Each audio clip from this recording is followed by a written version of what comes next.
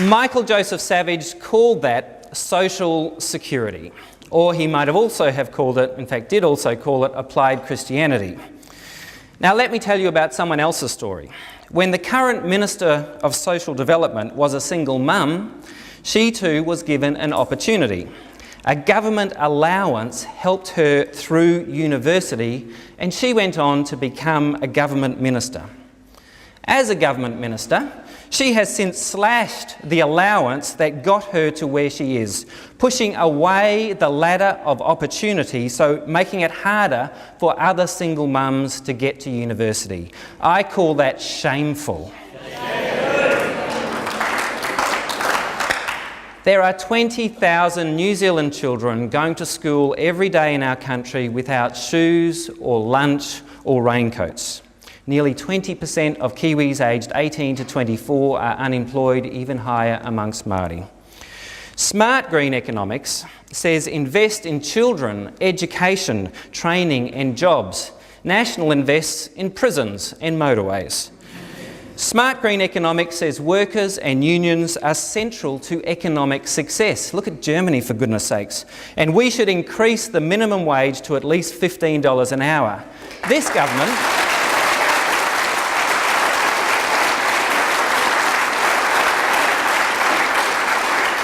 Instead of doing that, this government weakens our labour laws at the behest of a foreign multinational. Smart green economics says invest in our kids right from the start because they are our future. National has cut funding to early childhood education. Now, the truth is that the government does need more revenue, and the Greens are the only party in Parliament to put forward a serious plan to raise serious revenue, a capital gains tax excluding the family home. Now, in virtually every other developed country, you pay tax on your income, whether that income comes from wages or whether that income comes from capital gains. It's only fair. The Green Party stands for smart, fair taxes and has the courage to say what Labor and National both know, that a capital gains tax excluding the family home will move capital away from property speculation. It will put downward pressure on housing prices to make the dream of home ownership a reality for more Kiwis. It will redirect much needed capital towards the productive sector of our economy. And of course, it will help reduce spiralling government debt by raising somewhere in the order of $4 billion a year.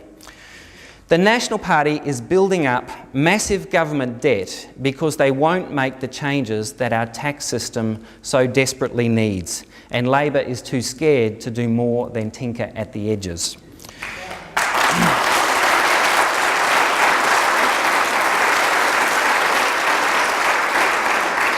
Smart green economics is about having the courage to make the changes that our tax system needs so that we don't dump debt on the grandchildren. The heart of smart green economics is understanding that when we look after our environment, we look after our economy. Now, the National Party says it's a trade-off. We must consume our environment to grow our economy. We have to mine the national parks and aquifers for a bit of short-term profit.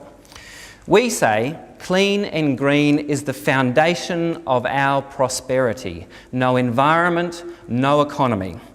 As a small producer on the edge of the world, we need an export brand to sell our products overseas.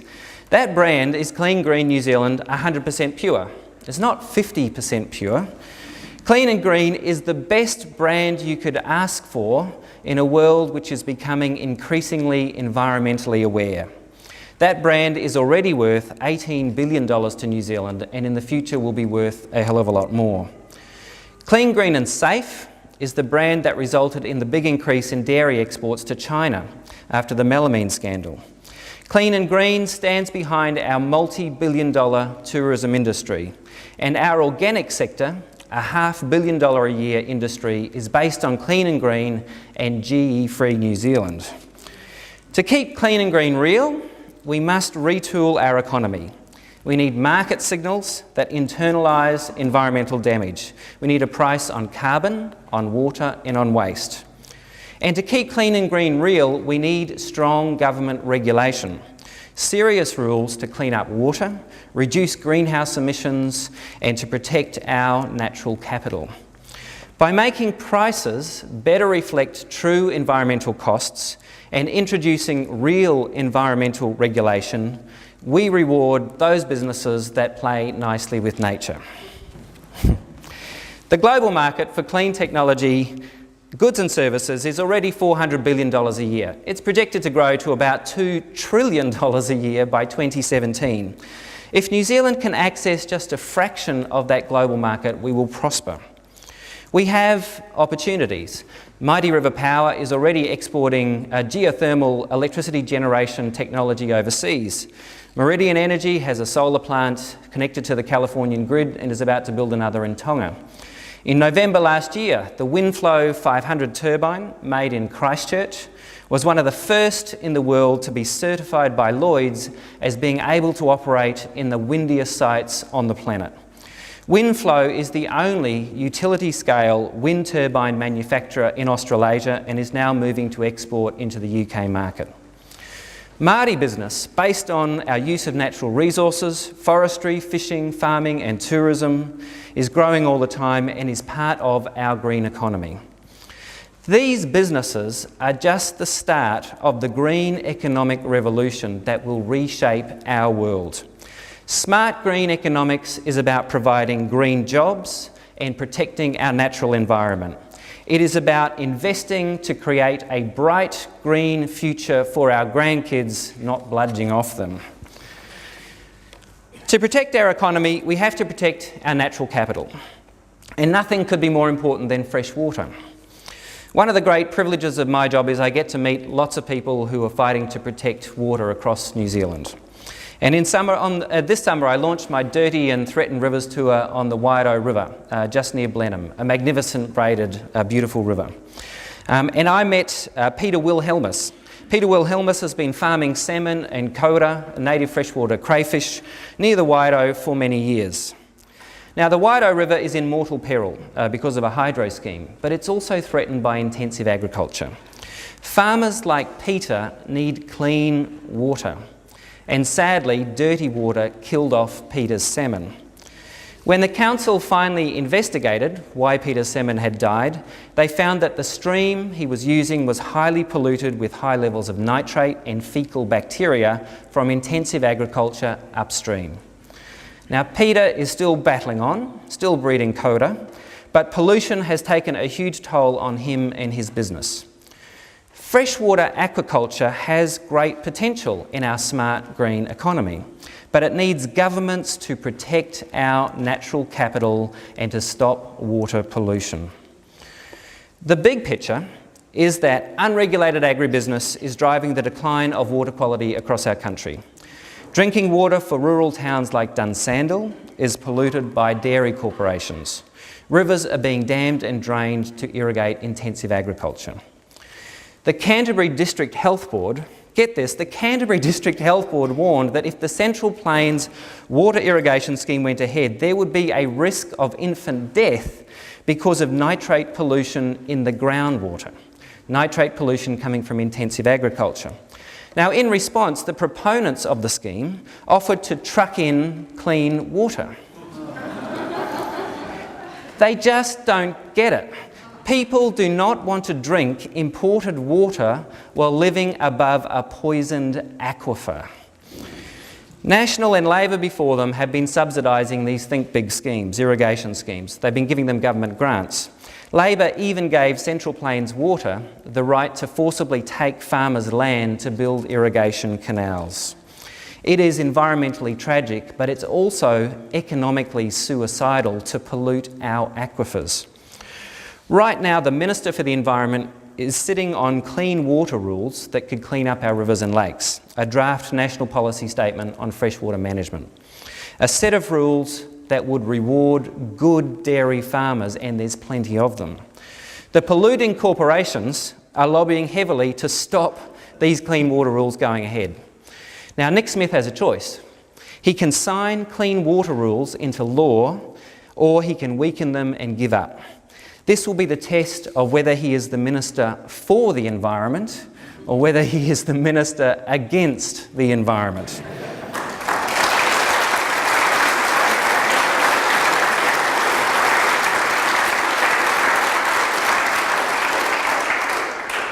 Water is our natural capital.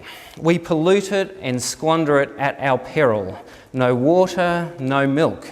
No environment, no economy. The economic costs of destabilising the natural environment are starkly revealed by climate change. 2010 was the equal hottest year on record. The economic cost of extreme weather events, storms, floods and droughts are vast, as shown once again by the recent floods in Australia and in New Zealand just recently. Now, no one extreme weather event can be blamed on climate change, but the frequency and severity of extreme weather events will increase as the climate changes. We often hear about the costs of taking action on climate change.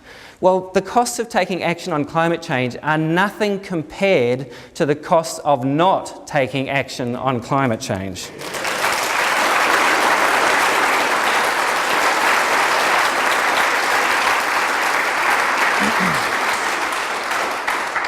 Bizarrely, the current government is subsidising climate pollution. Under National's Modified Emissions Trading Scheme, we are going to spend $100 billion tax dollars to subsidise big polluters, helping them destroy the stable climate on which our prosperity and sometimes our lives depend. National are stealing our grandchildren's stable climate in order to keep the fossil fuel party going just a little bit longer. National must stop bludging off our grandkids.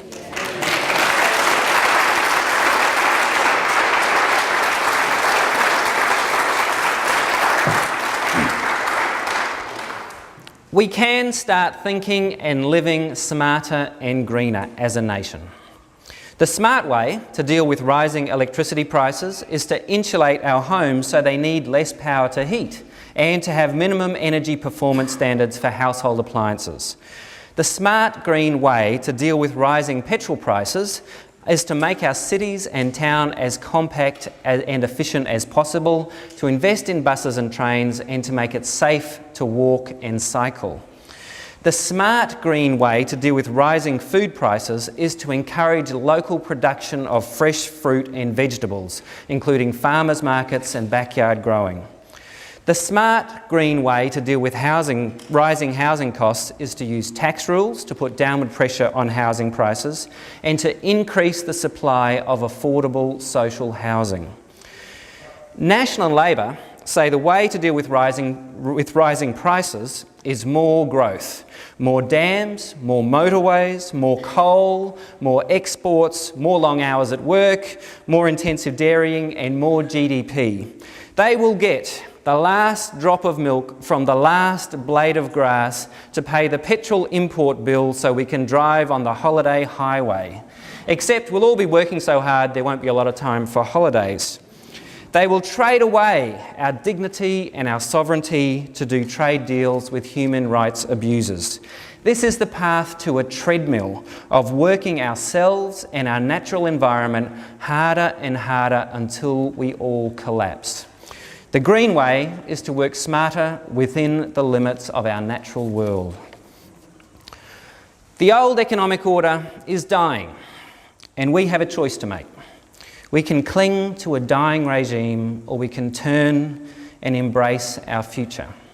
Ahead lies a great opportunity, and the Green Party can lead change to get us there.